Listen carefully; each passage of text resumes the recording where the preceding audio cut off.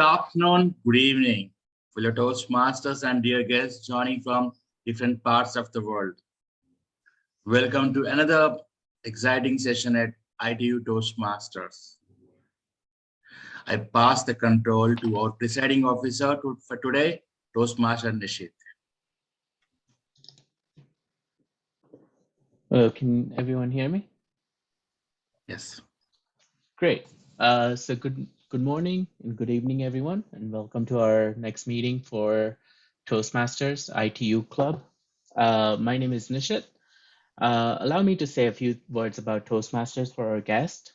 Toastmaster International is a nonprofit educational organization that teaches public speaking and leadership skills through a worldwide network of clubs. It's headquartered in Englewood, Colorado, and the organization's membership exceeds 300,000 clubs in more than 300,000 people in more than 15,800 clubs in 149 countries.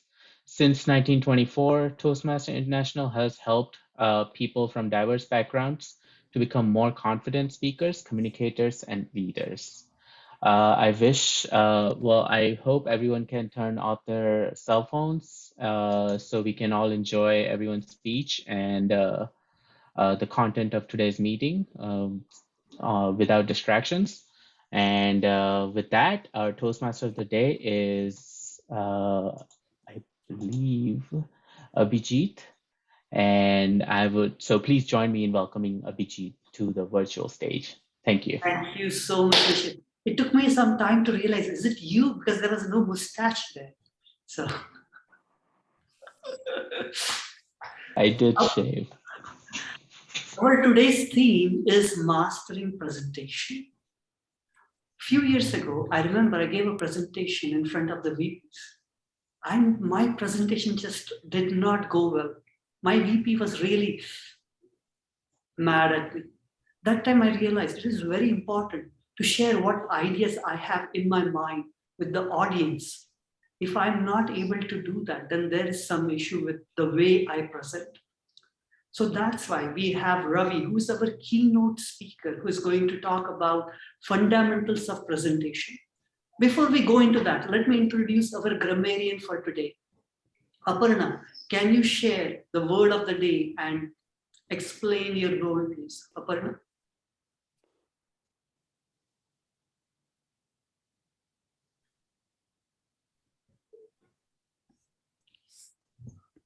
Good morning, am I audible?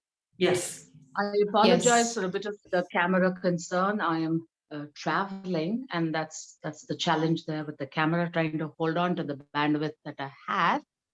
So thank you for getting me to be the grammarian, Abhijit. It's always a pleasure. Nitpicking is the key word today, the word of the day, to nitpick.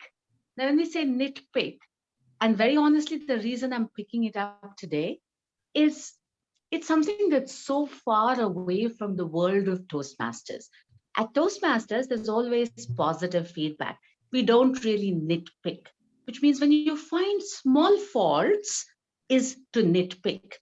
And yet, the fact that being observant enough to note some of the smaller errors that we make on ourselves. So while nitpick as a word has for everybody, the way I would request everyone in this meeting to look at it is just do that with yourself. Don't do it with someone else. To nitpick, find tiny faults. That's the word of the day. My role as a grammarian today would be to look out for all the great uses of the language and perhaps some areas of improvement when we end up not using the language as well. Back to you, Toastmaster Abhijit. Thank you so much, Aparna. Let's go on with our keynote speech. Our keynote speaker today is Ravi. Ravi is a systems senior engineer at NVIDIA. He has over 16 years of experience. He has been a Toastmaster for nearly 8 years, and he was placed second in the international speech contest at the district level and was a finalist for the humorous speech. Let me call upon Ravi Fundamentals of presentation. Fundamentals of presentation, Ravi. Thank you, Ravi. Good morning, good afternoon, and good evening. Please take the greetings appropriately based on your local time zone. I'd like to begin thanking Abhi for giving me this opportunity and ITU for making this possible. My Toastmasters journey began with my boss's feedback. After talking with him, he said, Ravi, you talk like a professor. Initially, I took it as a positive feedback, as a praise, and I told it to my wife. And my wife is good at finding faults in anything. And she said, if you are talking to your boss like a professor, that means you're treating him like a student. Then I realized there are different types of communications for different applications. We have small talks, elevator pitches, substantial talks. We have presentations, motivational speeches, stand-up comedies. We even have interviews and debates. Even though there are different types of communications, luckily the fundamentals remain the same. Today, I'll be talking about 4 things. Of course, I'll be talking about the importance of communication. 2, be talking about connecting with audience, structure in communication and presentations. And 4, we'll be ending with voice variety, stage use, and gestures. The content for this subject are mostly information. Means just by learning the technique, you can improve your communications. There are other techniques which only can be achieved by practice, but I'm not going to cover them. So it's very easy. Just need to listen and practice. Now, importance of communication. Many of you know the obvious advantages of communication, right? You can communicate well, we can resolve conflicts, we can give clear directions, negotiate better, and even make connections. But the advantage that made my mind change is something else. Growing up, I used to secretly smoke. I mean, of course, cigarettes, there is nothing else to smoke at the time. And my uncle, who is a lawyer, used to ask me these simple, tricky questions with simple answers. Ravi, are you still smoking or have you stopped smoking? No matter which answer I pick, I'll be confessing that I'm smoking. These encounters with communications made me pick a discipline which I thought requires less talking and more doing. I was wrong. No matter what discipline we pick, we need communications. Now, the thing that changed my mind, my perspective on the communication is this. Recently, brain researchers have identified, after looking at thousands of CT scans, brain scans, is that the parts of the brain that are used for processing language are the same parts of the brain that are used for problem solving. That is, language processing and problem solving happens in the same part of the brain. It is called linguistic hypothesis. Now, that is the reason why they say, if you can't articulate something, you can't think about something. Now, most of our jobs involve thinking, problem solving. If you improve our linguistic capability, how we vocally speak, we can definitely improve our thinking capability. Now, even Einstein put it this way. He said, if you can't explain something in the simplest terms, probably you don't understand it well enough. We can see this in our daily life. For example, if you have misplaced your keys and trying to find them, you have better probability of finding if you utter the word keys when you're searching for it. When you search for keys and say keys, keys, you have better probability of finding them. So the way the words we use influence the way we think. In summary, I spoke about importance of communication, different types of communications. What is my favorite advantage of communication?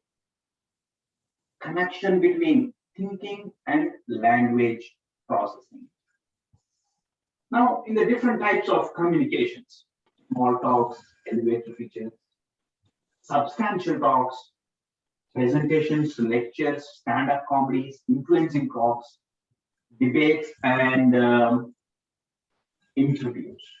What type of communication do you think is more important? What do you think? Type in the chat. What type of communication that you would like to master?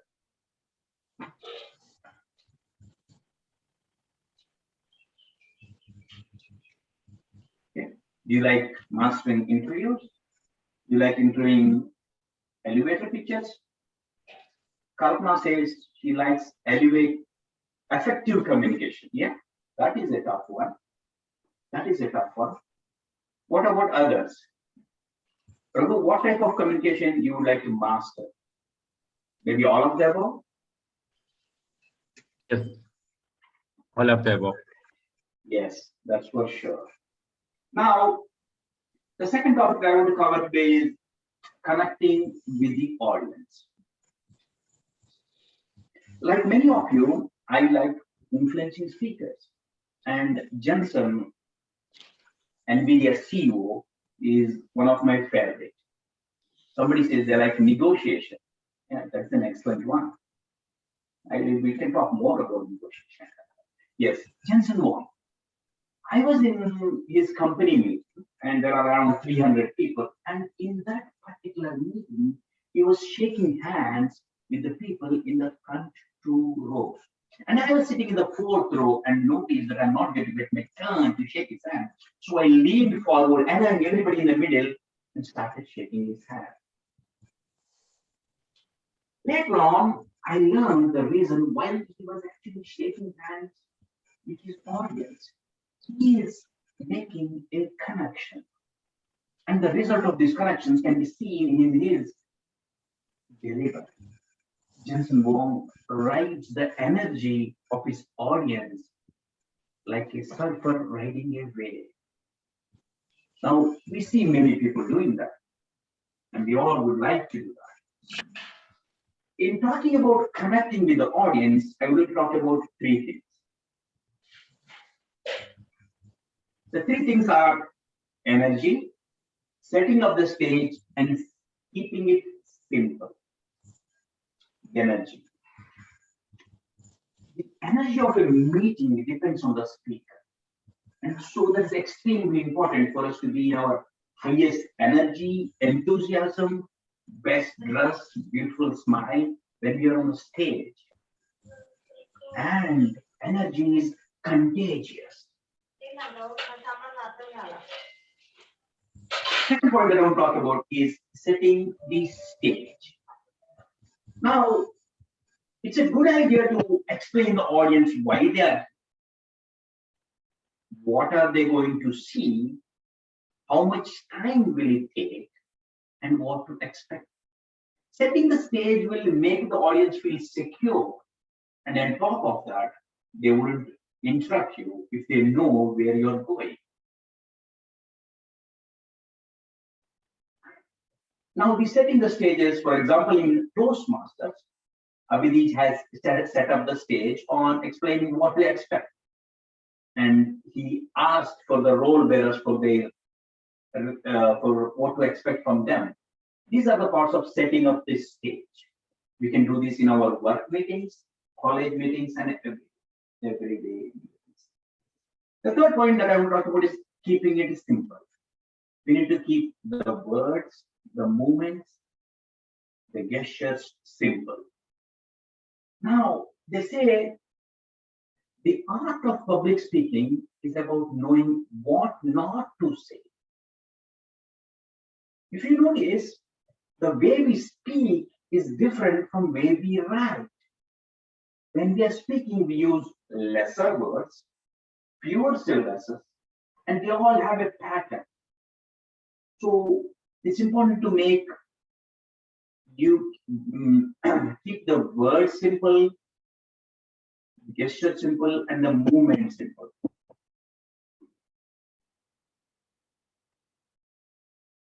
In the part of this connecting with the audience, I gave an example of how Jensen Wong connects with his audience.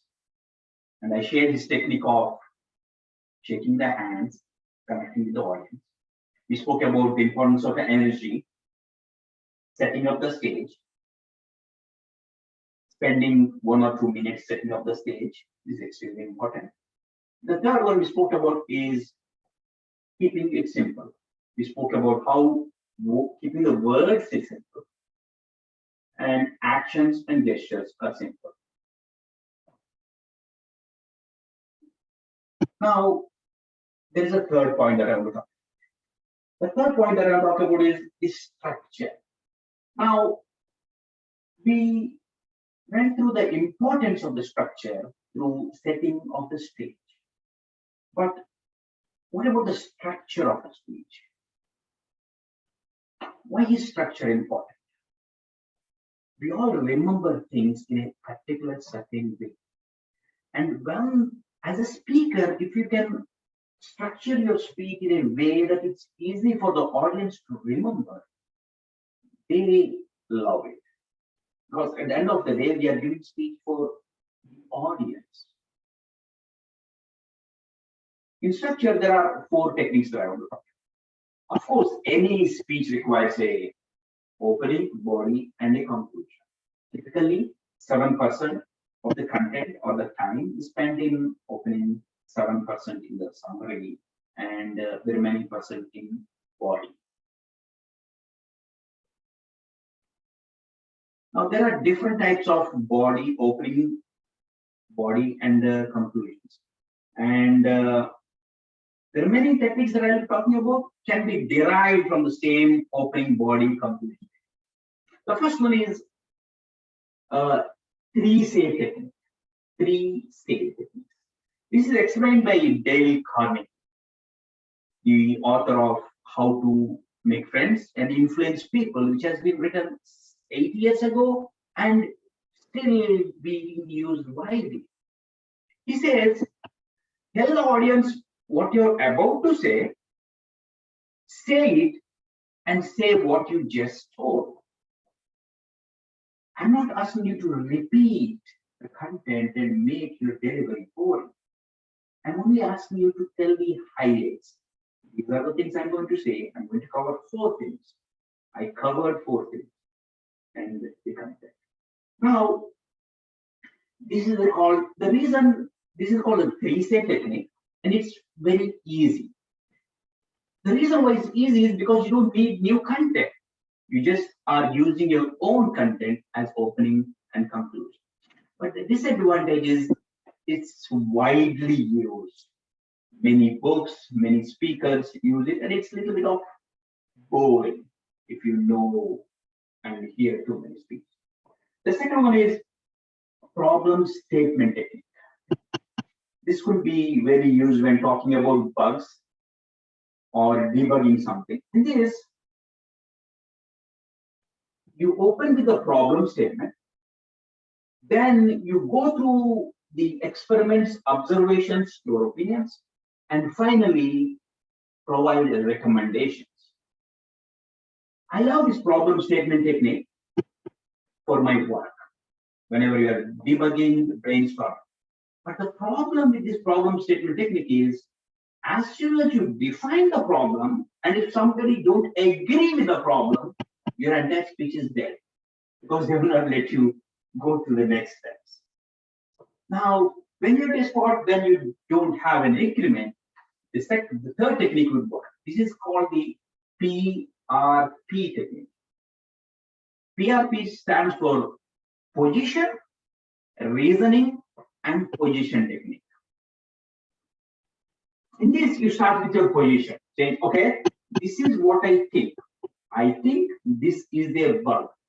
I think we have an issue. Now, after that, you go with a reason. And then you conclude with your position. I think this is an issue. These are the reasons. These are my observations. This is the reason why I think it's an issue. If you notice, all these three techniques, like the 3-say technique, problem statement technique, and PRP technique, all these have an opening, body, and a conclusion. And you can mix them up. You can use the 3-say technique in a PRP technique as well. In the structure, we spoke about opening, body, and conclusion, the amount of time each takes, the importance of that. We spoke about the 3-say techniques. It's a classic one, makes people remember better. It also knows where people know where they're going. Now we spoke about a different technique, which is called the problem statement technique, which is mostly used when you are discussing a problem or proposing something or debugging. The third one is PRP, right? In a brainstorming session, if you want to convince somebody of that we have an issue, that is the only PRP, my position, my reasoning, and my position. Now, these are very fundamental techniques. There are many advanced techniques. For example, opening with a joke, ending with a joke is a technique. Opening with a story is a technique. All these can be used in different structures. So, to summarize, I mean, I haven't come to the end, but I would like to talk about what we covered. We spoke about the importance of communication, why I think communication is important, my perspective of thinking, problem solving, and communication. Connecting with the audience. We spoke about how Jensen Wong does it. Now, how to keep things simple, structure simple, word simple, importance of energy, and setting the stage. These are things we spoke about, connecting with the audience. Now, we spoke about the third one, which is the structure, which is used in writing the script, formatting your pitch, and this. Now, the final one is actually important, but often overlooked, which is voice variety, stage use, and use of gestures. The reason why I think this is more important than any other is actually 47% of the communication is non-verbal. 37% of the communication is voice. And only 7% is words. It's an unbelievable fact. Now, many people don't believe this, but think about it. Humans have been on this planet for 2.4 million years, but our voice cords have been only for 200,000 years. That means 90% of our time, humans were on this planet, they have been communicating with body language. And when connecting with the audience, your good body language will keep it engaged. People don't like looking at fixed points. To do a little bit motion, that's always good. Now, here we'll be talking about three things, which are using illustrators. Second one is using illustrators. Second one is changing voice. Third is stage movement, using anchor.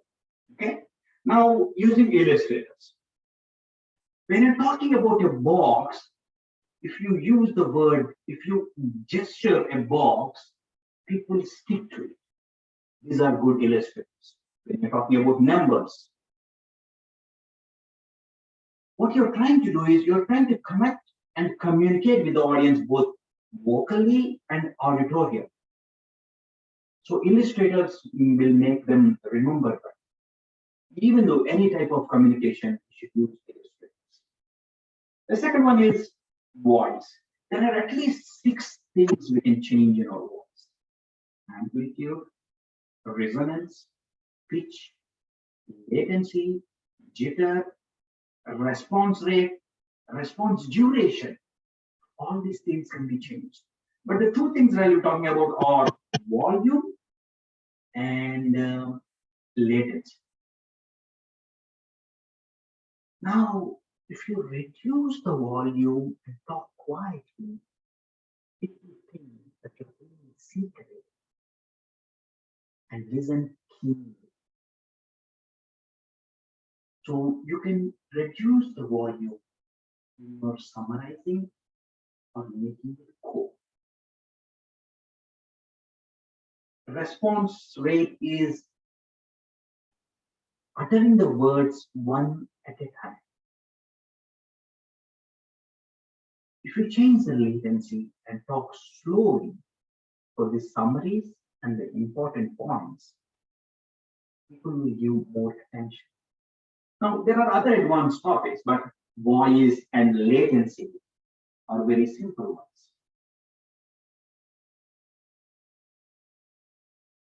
Voice will also tell the amount of energy coming.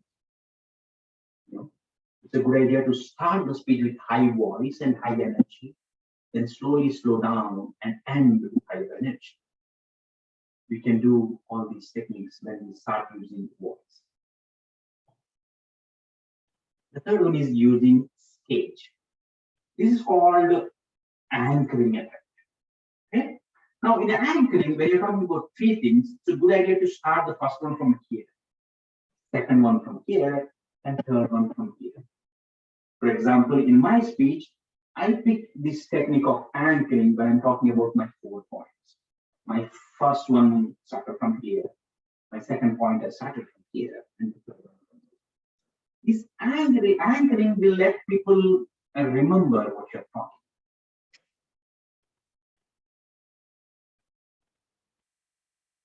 I think we're coming to the end of the presentation. I would like to summarize the points that I made. We spoke about 4 things: importance of communications, small stories about how I realized the importance of communication, story of my boss, my uncle, then scientific data on connection between thinking and problem solving, and what did Einstein said, and daily examples on using the word keys. Okay, that is the first thing that we spoke about. The second thing is connecting with the audience. We spoke about making friends by shaking the hands, having higher energy level. Energy is contagious. Setting up the stage, telling what to expect will make the audience feel secure. And in the third one, we spoke about types of structures. I discussed opening, body, and conclusion, which is of course important in any. Then we spoke about 3 structures, then advantages, limitations, when to use when. The things that I covered are the 3-say technique. Second one is problem statement technique. Third one is PRT. Finally, I ended with body language, voice variety, and stage use. In body language, I spoke about the illustrators. In voice, I spoke about amplitude and latency. And in the third one, I spoke about stage use, anchoring, and anchoring points. Now, it would be nice to have some questions, or maybe should I ask questions? Okay. So I see some questions online. Go ahead, Namita. Okay, so if someone says you seem aggressive, how do you not be aggressive? Somebody is aggressive in their communication. Right. Tough question, and the answer is not easy. Okay, so this is the thing I learned. When somebody is angry at you, or when somebody is aggressive on you, what happens is psychologically you will become angry and you will become aggressive. For example, see, when somebody is angry at you, you will immediately become angry at them. You know, it's psychological. First, we need to stop doing that. When somebody is aggressive, we should not be aggressive with them. Now, there is something called mirroring effect. When somebody is aggressive with you and when you're not aggressive with them, you broke the mirroring effect. And when you're very polite with them, they will lower down their voice and they will start being nice. Did I answer your question? Almost so, okay. When I was a president or an SAA of a club, officers frequently avoid or don't join the meeting, particularly two were just dormant. So I used to go back to them frequently, ask them, okay, what is the problem? What is the issue?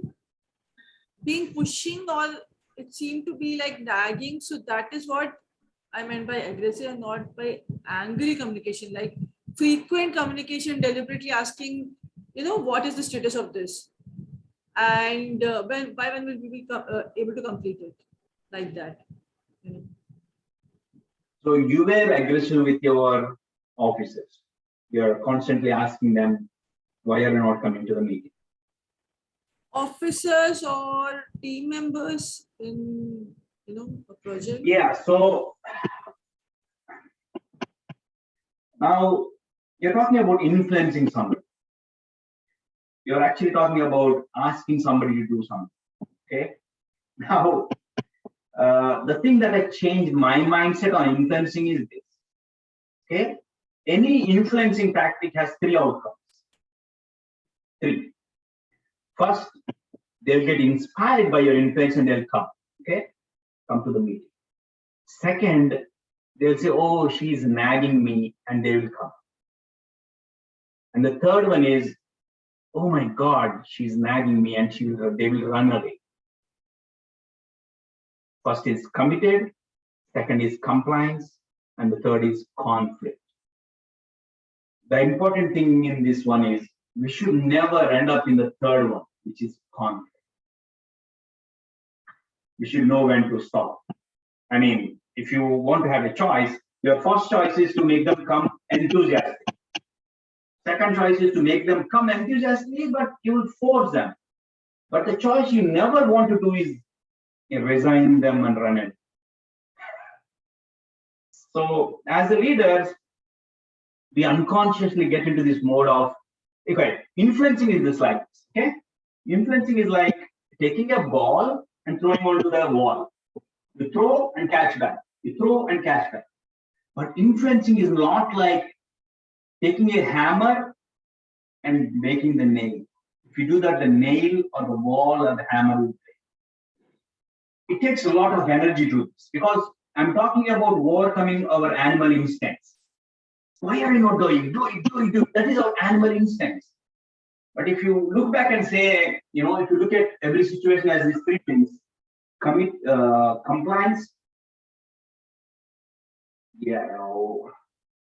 committed, compliance, and conflict. You will back off when it is time to conflict. Now, Namita, you can't make anybody do anything that you don't want to do.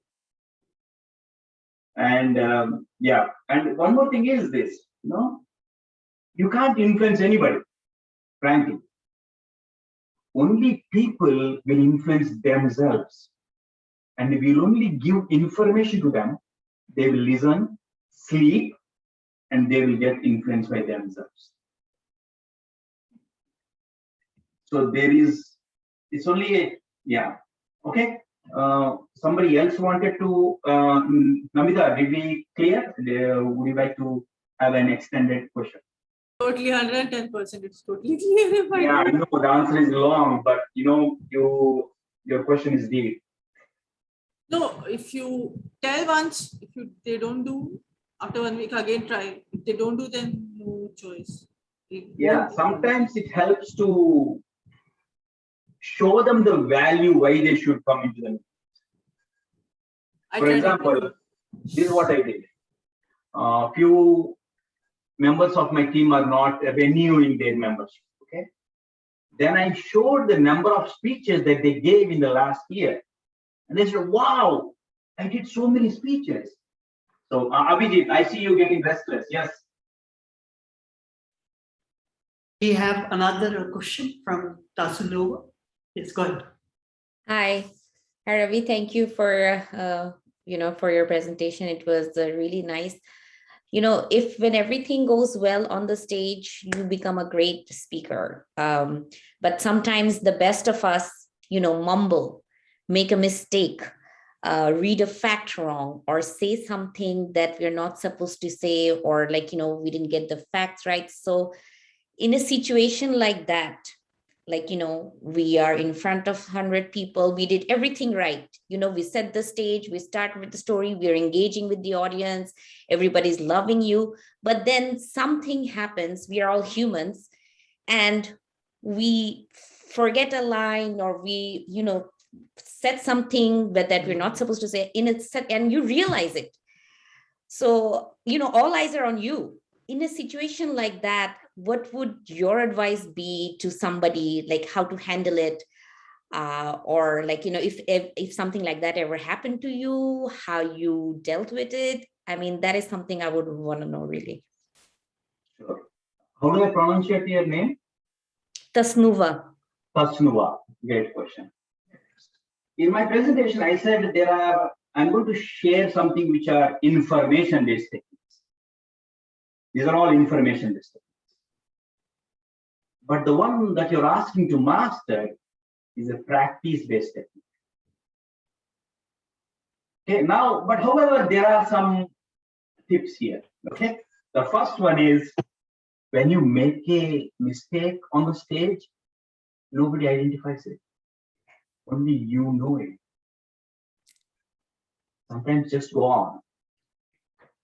Unless it's a blunder mistake and you have to correct it. 80% of the time, nobody knows. That's the first.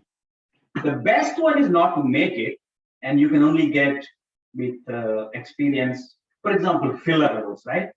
I can tell you a million times, don't use filler words, and I can give you 10 tips. But end of the day, filler words is a practice. There is no alternative for it.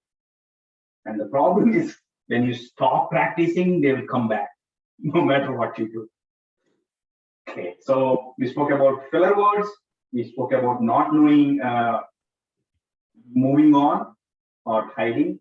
And the third one is you can make a joke out of it. Just talking about the same mistake again will become a joke. You can say, I know I'm going to make this mistake and I still made it. Or, yes, you can paraphrase it again. Did I answer your question? Yeah, I mean, it gets sometimes difficult because obviously nobody wants to make a mistake on stage. They want to give a perfect presentation, but sometimes, it happens because we are all humans. And I actually like that one, if nobody noticed, just carry on, or just joke about it and laugh it off, saying, oh, we're human, we did it, and just move on and not make an issue or stop the speech. and say it again, like, okay, I'm going to start over or something like that.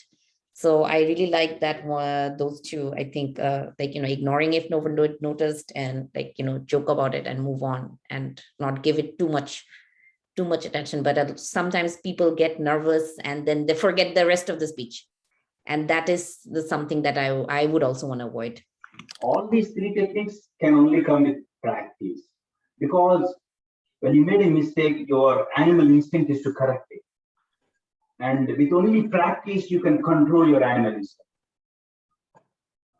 Thank you. Thank you. Thank you so much, Ravi. Thank you so much for asking questions. We'll come back to questions after our table topics. Let me call upon Neha for doing the table topics. Neha, it's all you.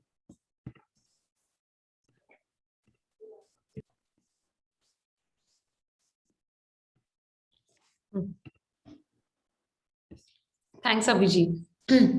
I'll be the table topics master for today. I'm thinking I'll give a random topic, and then, I want to see how creative people can get. So, whom shall we start with? Nishit, are you ready? Yeah. Okay. The first topic is, if I had wings, ... Nishit, If I had what? Sorry? if I had wings. Wings? If I had wings, how would I use them creatively? Well, first of all, with the gas prices being so high, I would probably try to fly to gym. That's probably the only place I've drive to nowadays, so I don't have to go to work since I work from home. So yeah, definitely combat gas prices that way. Where else can I use them creatively? Yeah, I don't know. It's really cold right now in Ohio to really go out and do stuff, especially like flying. And my house ceilings aren't that high that I can fly within my house. Yeah, I'll just use it to do my daily commuting, and that's about it. Thanks. Back to you, Neha. Thanks, Nishit. My next table topic is for Kalpana. Can you go next?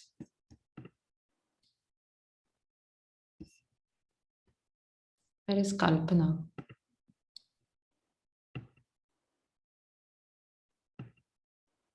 I think Eric is ready to go next. Okay. So Eric, my next table topic is for you. It goes like,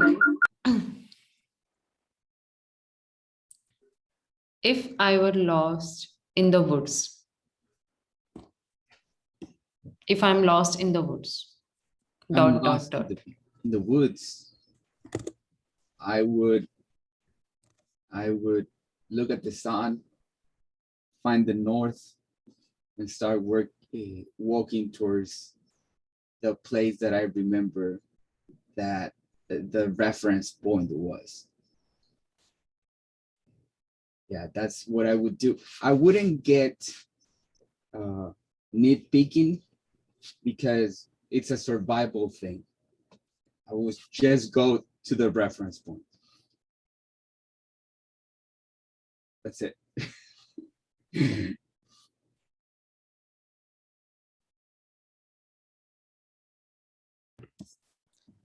Okay, thanks, Eric. Who wants to go next? Okay, Nami. All right. My next topic is for you. If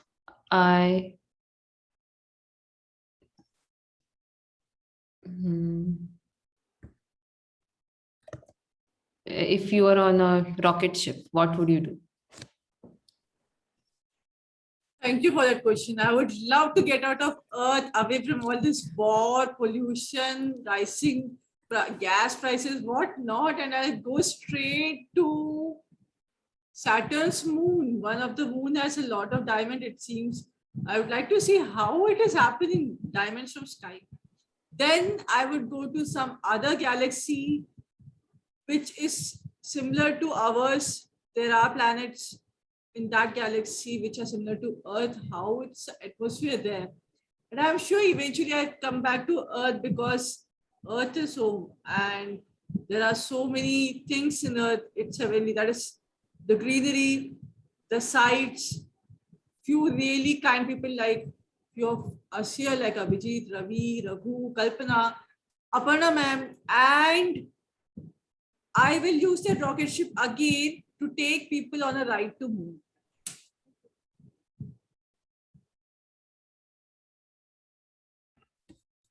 Thanks, Namita. Who's ready for the next? Kalpana, or can you go next? Yeah, sure. Okay. Kalpana, your topic is, if you had a chance to do it all over again, what profession would you choose? Will it be the same or would it be different? Since my childhood, I always wanted to be a doctor, but I became an IT engineer. So if given a chance, or if there is a chance to change it now, then I would go back and choose a profession to become doctor. Maybe I would be sitting in a Toastmasters room where all are doctors rather than any other profession, and then be giving my speech like this. So I think it was destined for me to give speech with you all, because you all did not choose to become doctors. I was not able to become a doctor.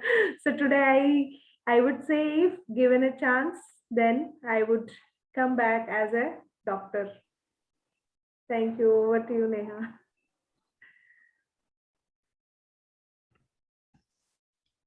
Thanks, Kalpana. Who wants to go next? Volunteers. Vivian wants to go next. Okay, Vivian. So Vivian, your topic is, if I were to be in Ukraine currently, ... Vivian. If I were in Ukraine currently, I would do what I do every day, but this time in a specific, more meaningful and heartfelt manner.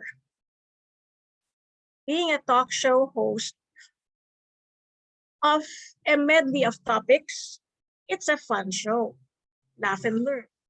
But if I were in Ukraine, I would go out on the streets, surreptitiously, of course, and interview moms.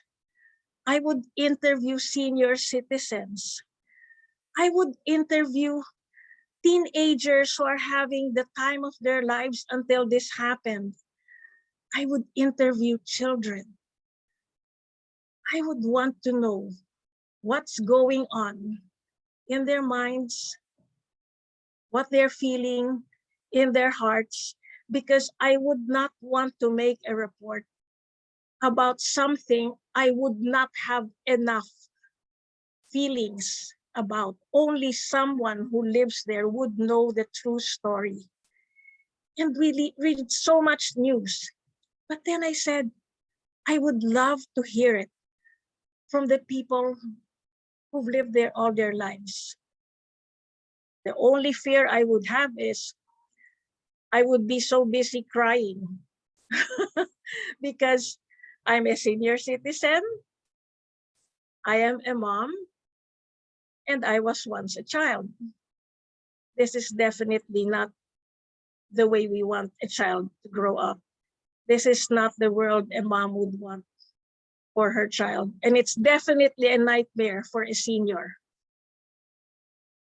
I love your very relevant question. It was well thought of, and it is timely, And I would like to inspire you to call the media somewhere in Ukraine and tell them, talk to the people on the streets. Give them 2 minutes.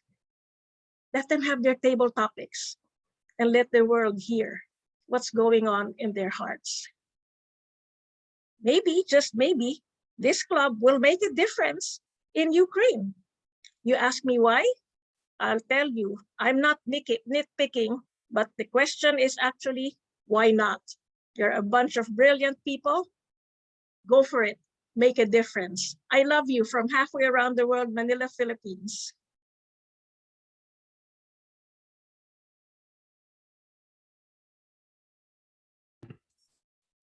Thanks, Vivian.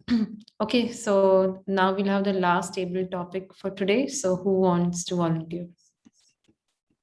Vamshi had his hands up. Vamshi. Okay. So Vamshi, your table topic for today is, if you get a chance to reborn again, what would you want to be and why?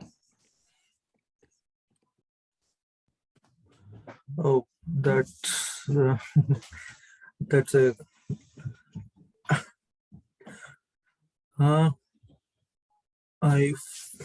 if I want to be reborn, what can I say? If I reborn again, yeah, I want to be a boy again and go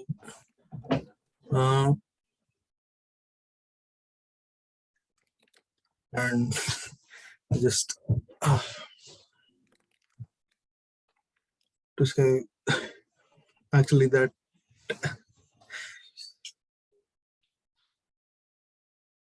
and I just want to I will, if I reborn again, I'll enjoy a lot as I enjoy a lot. I go to school and bunk my classes and go play in the ground, and I make so many friends that I can't forget, and also I go out with them, parties and all that, and I can go, yeah, I can meet many people, not only boys, not only even girls also, and it's like, yeah, it was whole again. It's like a second chance for me. Yes, it's like that.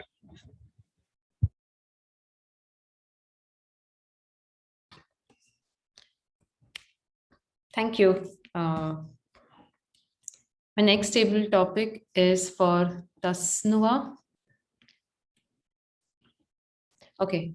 Tasnuva, your table topic for today is, what is your take on online learning versus in-person learning? Which amongst the two do you support and why? Tasnuva. If I have to support one and if I have to pick one, I'll of course choose live classes compared to online classes because, the experience is way much better. But at least online classes is better than having no classes. So if I have an option, I will never go to online classes, but I do understand why sometimes people pick online classes because, they have other commitments. So it's really a personal choice. It depends. But if I have an option and if I can choose, I would go for in-person any day. Because before coming to California, I was actually doing my master's, my LLM master's in Virginia, which was very much in person. I had a blast. And after moving here, I started my MBA at ITU, which has been till today online. But it's not like I'm not liking it, I'm not enjoying it. I am liking it, but if I have an option to pick either one, I'll pick live classes any day.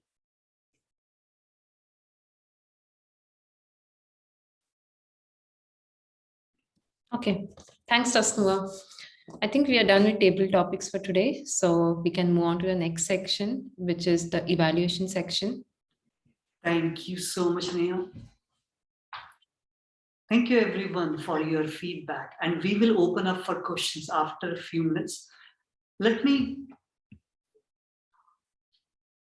call upon our timer, Omar. Can you share your timer's report, Omar?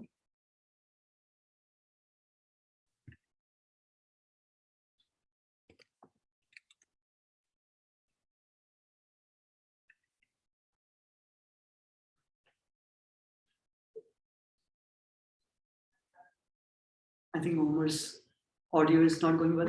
I'm now going to open it to a round robin evaluation. Let me call upon Kalpan. Kalpan, any feedback for Ravi for his presentation? Yes, two things. One, that thing went well. The way the huge topic was covered very well, organized into chunks of what has to be done. And one review comment from my end would be to try to make more use crisp language wherein it will help everyone to connect better. Sometimes I felt we went over explaining. That could be one of the observations and suggestion from my end. Thank you. Thank you, Kalpana. Eric, any feedback for Ravi?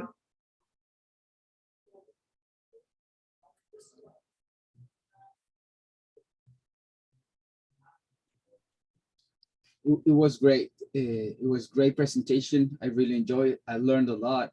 So I'm very happy with having such amazing people sharing their experience with us. Thanks a lot. And something that I enjoy a lot, it's the way on how to manage when you have a problem that you're going to have problems when you're talking outside or in public. So it's good to have alternatives, and making joke or something, if people don't know, you don't have to. And a lot of times just the internal team knows what was wrong. So it's not need to tell it out to everyone. So I really like that, and I take notes about that. Thank you. Thank you, Eric.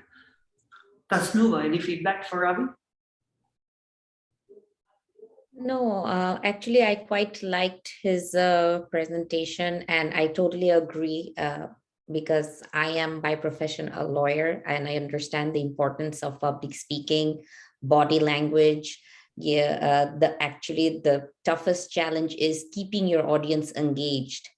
That I feel is really hard because you have to keep them engaged. And I think you touched upon those topics which I thought was very helpful and and relevant. So I can have a great speech, I can have a good opening story or joke, but if your audience is not engaged, if they're not interested, you can be the best speaker in the world, but you will not get that that appreciation. So your audience is basically, you need to know your audience. What do they want to hear? And I think you touched upon that, which is what you like. So if I'm in a if I'm in front of lots of tech people, I will not speak in a legal language. But if I am in front of a bunch of lawyers, I will be talking big words and legal terms.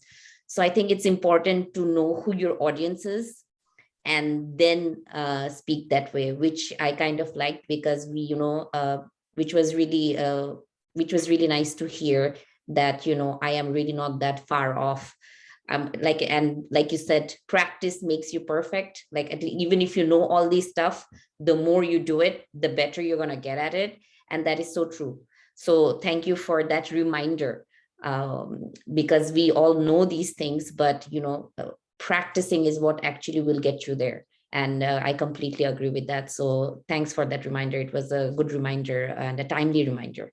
Thanks. Thank you so much for the feedback.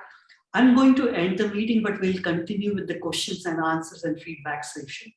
Thank you so much for joining us. But before you go up, Ravi is going to put a link for the handout. Ravi, can you share the handout link in the chat, please, for everyone? Yes, sorry. Thank you so much for joining us. You have a wonderful evening and or a good morning.